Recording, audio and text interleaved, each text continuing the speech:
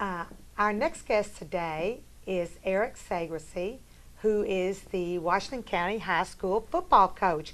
And it's football time, Eric. It is, absolutely, absolutely, absolutely. My favorite time of the year. Busy time, busy time. I can hardly believe it. Summer is about over. And I know you all are probably already practicing. We are. We actually started, the third week of July, around the third week of July, and then going every day of the week right now, and having fun. Little heat, but it's not been too bad. We got a couple weeks ago, we got past that little surge of real hot weather, and it's not been too bad. So yeah. I think we've really lucked out thus far. I better knock on wood when I say that, because I know some parts of the country are setting record heat. Absolutely. So I think we've really lucked out thus far. And so, Eric, tell me how you think the football team's going to be this year. Well, coaches, we never know. You never know. In high school, it's always different. In college, you can forecast, and of course, you get up to even the higher levels and you can forecast. But in high school, you never know. If a kid's trying to buy a new vehicle and you're going to have him all year long, and he starts working, and then you lose a kid to that, or how much kids are going to grow and those kind of things. So, we've got a good young group of kids, about 42 on the team right now, and well, that's good. Is that a good amount? It is. It is. My goal in a community our size, at a school our size, is if we can have 10 in a class, which usually gives us around 40. That's a good number for us, for our size school. So we linger around that number. So pleased with that. And one thing in this community is we have great kids. The young people here, especially those that are involved on my end that I get to see every day with football, are such good young people. I talk to a lot of coaches and know a lot of coaches all around the state, and a lot of the things they deal with, we don't. So. And that's a testament to our, the community and the strength of our community, and the parents and the values that are instilled in those kids. But that's really good to hear. It is, Eric, in this day and time. It is. So that makes me feel hopeful. It is. There is a lot of good future. I tell people all the time with football, we don't put a lot of kids in NFL, and there's not a lot of kids that are going to go on and they're going to make a bunch of money playing football. But if we can create young people that come back and give positive things to our community, then that's the end-all, be-all goal for me in athletics and for our coaching staff and what we're trying to instill. So a lot of good young people, 43 of them right now working real hard. So hopefully that shows. Yeah, that will show on the field as well. Absolutely.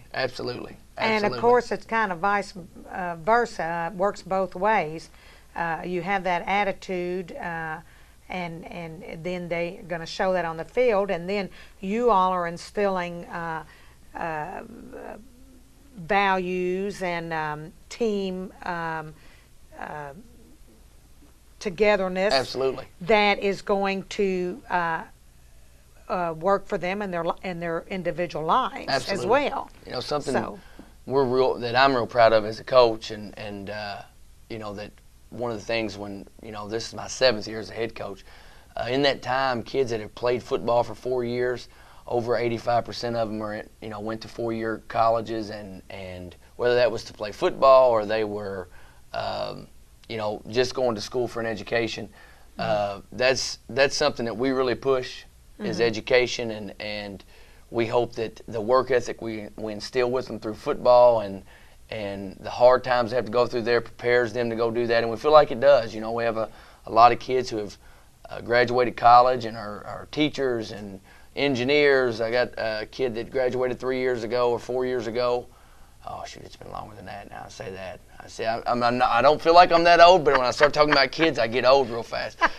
It's been probably 7 or 8 years ago. And I remember when you was running around. Started before even first grade. Absolutely, so, yeah. absolutely. And here you are now, the football coach. That's right. I'm telling you, and I've got kids. I got a daughter getting ready to go into kindergarten, so it's all going way too fast. I told somebody working in a school makes you older quicker for some reason.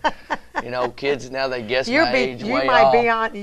getting close to teaching a second generation. That's right. That is exactly right. That is exactly right. How many years have you been teaching? Well, I've worked for the school system now since 2006. So that'll be 11 years. I've been coaching there since that same time, in some capacity as an assistant, and then as a head coach. In 2010 was my first year as a head coach. I've been teaching special education there since 2010, and before that I was a paraprofessional instructional assistant there. So I've been there for long enough, but still got plenty of time to go. Long time before you can retire. That's right. That's right. I don't even say that word. Yeah. I don't even say that word. Well, and that's probably two because you have children who you have 2 or 3. I have 3. You have 3. I've got a 5-year-old, a 4-year-old, and a 1-year-old. That's right. So I'm busy at practice every day, and then I go home and wrangle kids all evening too. So it's fun, but it's busy right now. Yeah. Super so busy. It'll be a long time before you can think about any retirement because you'll have to get them through school. Yes, I think about that all the time. I'm like, well, when I'm 55, but long ways away. Yeah. Long ways away. And Mandy, she is a special education teacher. That's my wife. Your wife, who is teaching at the high school? She teaches at the middle school. Oh, okay, middle school. Which now she'll be with the consolidation of the elementary and the middle school into one building. She is now going to be a 1st through 8th grade special education teacher. So she kind of saw me go into that path, and for some reason she fell in love with it too, and she's been doing it now for this will be her 4th year as a full-time teacher. She originally got a business degree from U of L and then completed her master's in special education. So she's a wonderful woman and an awesome wife, and done great things for me in my life, and blessed me with great kids, and I couldn't be happier. And it's tough being a coach's wife. It's really tough. This time of year, it's a lot of long hours, and I get in at 8 o'clock at night, and so she really is very supportive of that, and is a huge help kind of behind everything else that's going on. So blessed in that way, for sure. That's great. And it takes a special person to teach special education, I can tell you that. And so I'm delighted that the two of you, I know, are sincere in your occupations and in your work, and Absolutely. I guarantee you do a good job. So well, I I'm appreciate glad to that. hear We that. try to do our best. Yeah. And so now, Eric, tell me about the team this year. You lost a lot of seniors, I think. We did. So how many? We're really young. Right. I said we got 43 players. We only got 12 kids from our junior to senior class. So that's 12 upperclassmen. We have 7 seniors this year. We've got 5 juniors. We've got a great big sophomore class. Over 20 kids in that class. So that's really good. Wow, that's good. Really good. Yeah. And then our freshman class right now is around 11. Which can change sometimes with freshmen. Football is one of them things that it's a harder transition sport, I always say, because their kids transition into high school. They got 1,000 things on their mind during the summertime. They're scared, they're uneasy, they don't know what that's going to be like. So the last thing they want to do is get involved in a sport and be thrown into a situation that even multiplies their anxieties. But we have some kids that'll come out as school starts too, so maybe that class will grow a little bit. But so they'll still be able to join, even if they join later? Yes, with the freshmen, we always let them come all the way out up until the beginning of school. So good. It gives them time. And, we have, amazingly enough in this county, there's places here that are 25 minutes away. I take kids home all over the place, and some kids, when you live in a rural community like this, you got kids that have a hard time getting to and from practice. Transportation. And all those things. Absolutely. Yeah. So, and you got 2 working parents at home, and getting them to and there. So we try to allow that, especially as freshmen, because that's always kind of a hindrance on us in the summertime too. It seemed like maybe for a while that the school system had a recreational bus or something after school. They do where they would for after school programs, and then they could drop them off. Do they have anything like that this year? What they do is they'll provide transportation from the school, because being at the high school doesn't have the athletic facilities there yet. Right. Most of our athletics practice at other places besides basketball, and really just basketball. So they will transport them to practice if it's at another place. Like we practice over at the old high school. Okay, yeah. So you'll practice at the old high school. So a bus picks them up right after school and takes all those kids over to the old high school, and then from there it's totally based on parent pickup, and we try to let them find carpool situations where kids that live in similar areas can kind of get together and parents kind of coordinate that. So we're lucky, like I said, to have a lot of parents that want their kids to be involved and make that extra effort to make sure they get there and those kind of things. So yeah. Especially with a team with the ages that we're dealing with a lot of sophomores and freshmen, we have a lot of kids that can't drive, so right. we really lean on parents, to and from type situation. So it's good though. It's good. They all get there and enjoy the day. So. And the ones that don't, you probably take them home yourself. Yeah, that's right. Sometimes. Sometimes you got to do what you got to do. Coach Laskok, who was here for 27 years as a coach, he told me, he said the majority of the miles on his vehicle came from taking kids home, and but you want to provide that opportunity. You want to provide that opportunity. And I think that's tax deductible, though. I don't know. I need to look into that. You need to look into that. No, honestly, I saw something the other day, and at least for now it is, where teachers who and I don't know if teachers take advantage of this, but I did see where the supplies and things that they buy out of pocket and for their students and things, those are, tax deductions. And I suspect that your travel would be as well. And that stuff adds up, even as a teacher. It does. It adds up. You don't, when you start keeping track of all the little things you do. There's a lot of money there. A lot of money there. Well, sure. I did social work, and most of it I gave back. There you go. There you go. Because that's just the nature of the profession. So you want to help kids, and when you do, sometimes it's to the demise of your own financial stability. And the answer, I think I got off track a little bit. Some of the older kids we have, the guys we have came back. We did lose 14 seniors. John Floyd, who was our quarterback last year, will be back. And he had a great year last year for us. He finished in the top 10 in his class, in the 2A class, in passing and that type of thing. And we have our other seniors are Chris Rayleigh. He's a offensive and defensive lineman. Jack Wheatley, who is a first-year senior. I've had all his brothers. And now he decided to play this year, so looking forward to seeing what he can do for us. And this will be his first year playing. It's his first year playing. For goodness sake. And football is kind of one of them sports where, it usually takes a progression. Yeah. It takes a progression of learning how to do it the proper way, and But he's jumped in there and is doing really well. We have Andrew Scott, who is a senior offensive and defensive lineman. I go through them. There's not many of them. Trey Cheatham, who started and played wide receiver and cornerback for us last year. Let's see, I've said Andrew and Trey. And Dallas Clark, who is a linebacker and a running back. I think I've gotten them all. I may have missed one. I feel like I've missed one. Daniel DeWitt. Okay. Daniel DeWitt, who is a wide receiver and a defensive back. And I believe that is it. Forgive me if I 7. Did you say 7?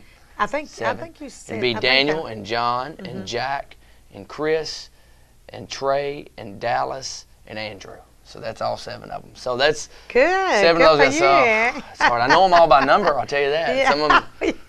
Probably know them better by now. I do. Yeah. That's right. That's right. So who are your assistant coaches this year? This year, Scott Mudd, who has been with me ever since I've been a head coach here, so this will be his 7th year. Steve Hart, and of course Scott is a teacher at the middle school. Yeah. He's a math teacher there. He teaches, I think, 6th grade math, I believe. Steve Hart This will be his 7th year with me, and he actually started the program at Bethlehem, their football program, several years ago. Yeah. He left there and kind of had a hiatus there, and now he's come with me over here, and he teaches history in the high school.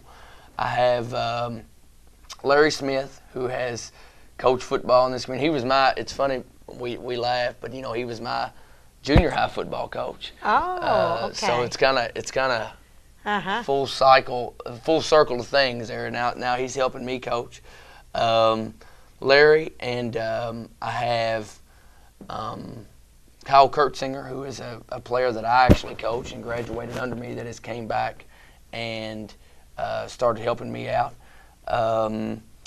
Let's see. And then I have a new coach. His name's Corbin Hack. He will be working as a paraprofessional in the school system, and he also currently works for Nelson County Corrections.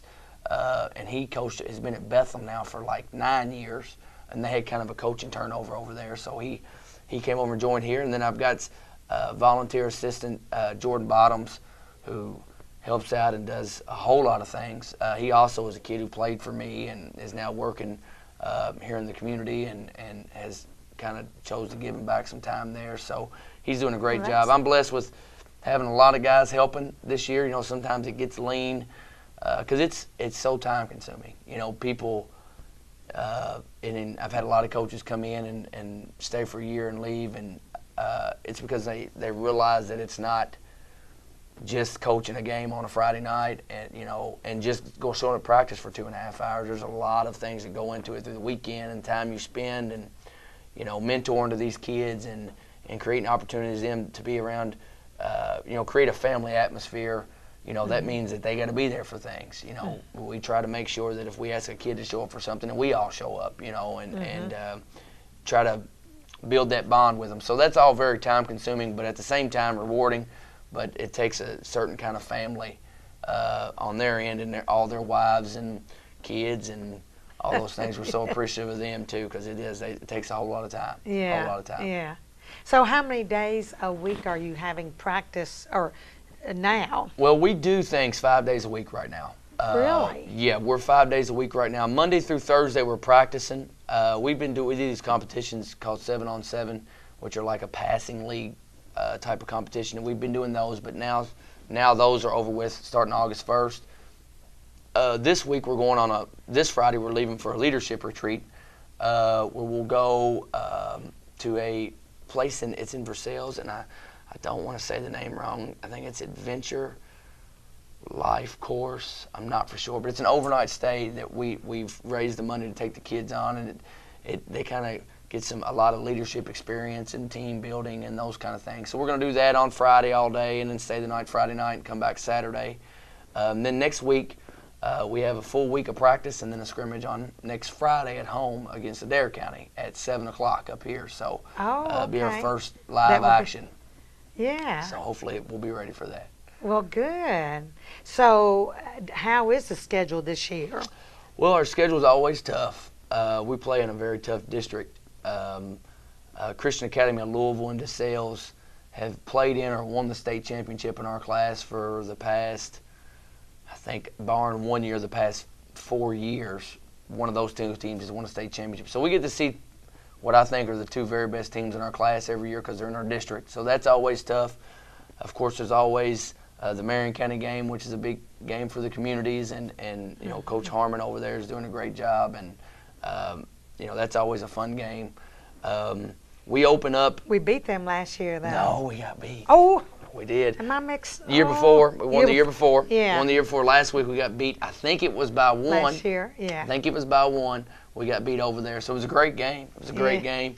But hopefully, we'll have another great game this year. It's always such a good game. It's so close. Sometimes I forget the ones we've won and the ones we've lost because they're always so close. They're rarely ever a blowout on either side. So we open up. Fight to the finish. It is every year. Every year. Yeah. We open up with Camelsville, and that's at Camelsville University. They have a bowl game over there called the Fort Bank Bowl.